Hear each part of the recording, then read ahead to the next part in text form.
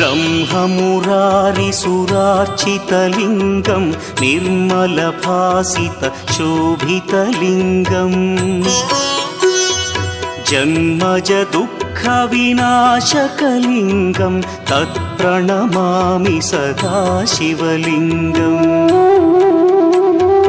देवमुनिप्रवरार्चितलिङ्गं कामदहन करुणाकरलिङ्गम्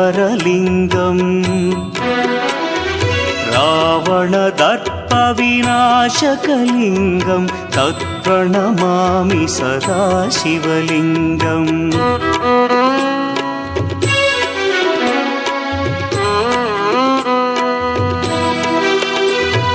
सर्वसुगन्धसुलेपितलिङ्गं बुद्धिविवर्धनकारणलिङ्गं सिद्धसुरासुरवन्द्यलिङ्गम्